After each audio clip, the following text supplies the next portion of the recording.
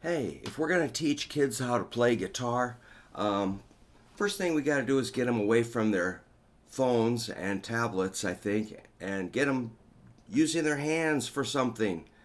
So I think it's a really good idea to get kids playing music. It really helps their development. It helps their brains kind of light up and connect all kinds of parts of their brain.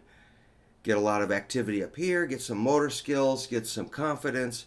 It's wonderful. So if you want to get a kid started on guitar, get them a guitar that's not too big, uh, not really crazy high action, and the lightest strings you can get.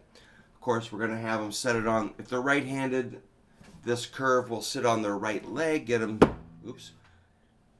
them kind of situated. Don't let them slide down like that. Keep it up like that. And so I got 3 books I'm going to show you. This is how I do lessons. I'll start with my chord book, of course. And page 1, I'm just going to do one chord on the first lesson. Just one chord. It's E minor 7 on page 1. And I'm going to show you that chord, and then I'll show you 2 more books. All right. So we're going to use the middle finger, press down 5th string, 2nd fret, and strum. Often we'll get this, and I'll say, good, you got your finger in the right place. And then we'll slowly over time work to get them to rotate up and not, flop their hand on the strings. They got to roll it around, tip of the finger on that note, and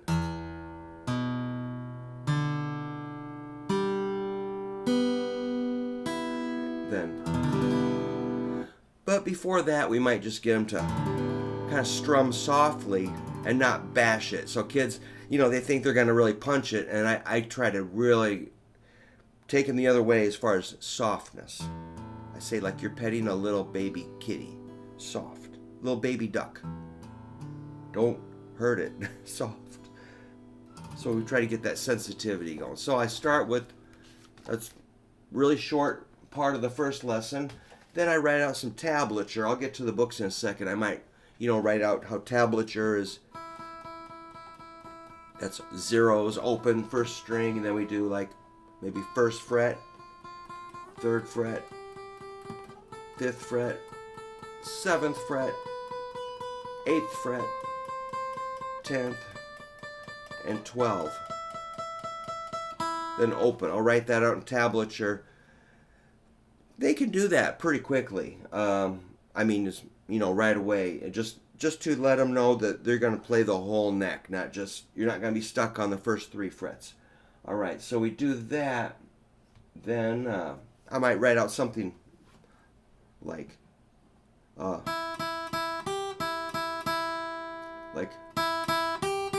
that's what I write, 00330, which is kind of sounds kind of cool. And I'll say, it is time to rock. It is time to rock, Something like that. Then we'll do like,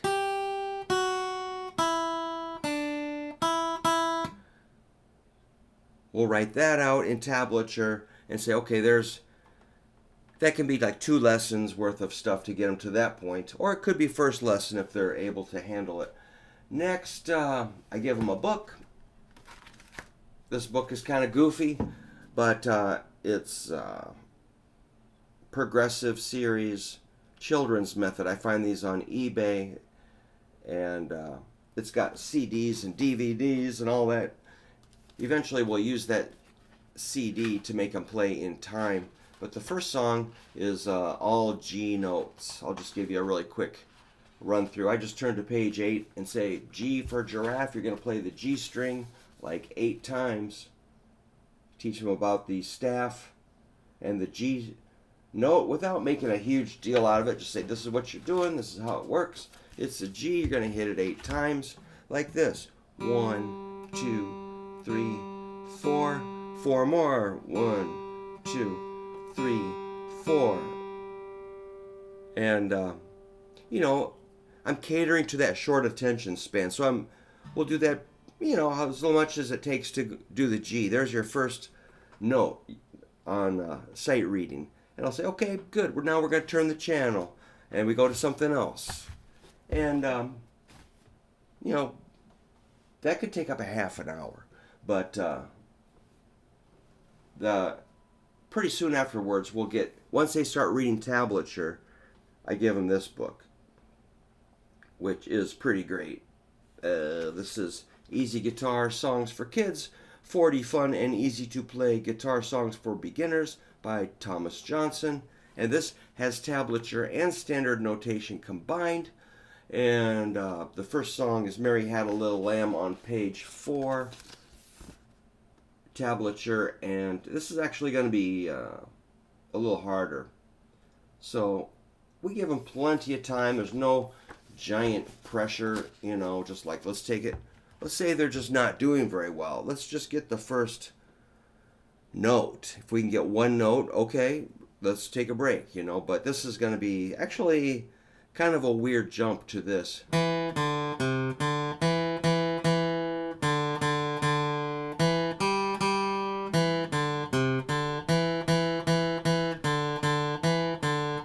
So that's getting into the bass notes. So that is kind of an abrupt jump. So yeah, I might delay that book for a little while. I forgot it starts way deep in those notes, but well, it's something it's a good book to use because these songs are actually pretty cool in the book. It gets the songs are not horrible. By the way, I don't even like kids, so so no, I do like them. If they play guitar and practice, I love them. The way I teach Mary Had a Little Lamb is more like, or maybe it's Twinkle Twinkle Little Star. How can you tell the difference? They're all the same.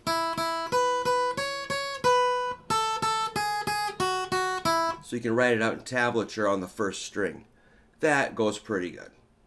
I change techniques over it. I've got a huge variety of things I teach, so you know, some order like this, as I feel is fits the child.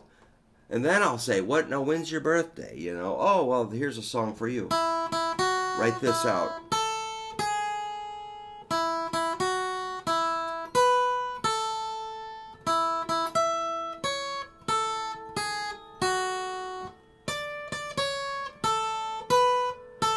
That would take a while. They get really hooked on that. They love that. So I do have tablature for them. If you were interested, I can send you the tablature to Happy Birthday and Twinkle Twinkle Little Star. I think I do.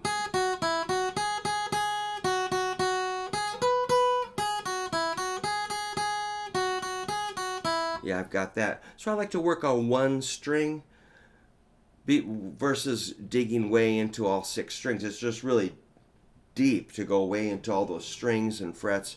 But if you stay on one string, you're on the edge. It's like, just stay on one string. That's cool. And then I'll do like the blues scale.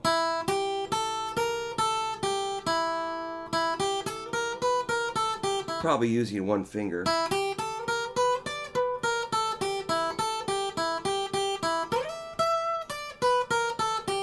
I'll say, hey man, that's the Jimi Hendrix scale. It doesn't get any better than that.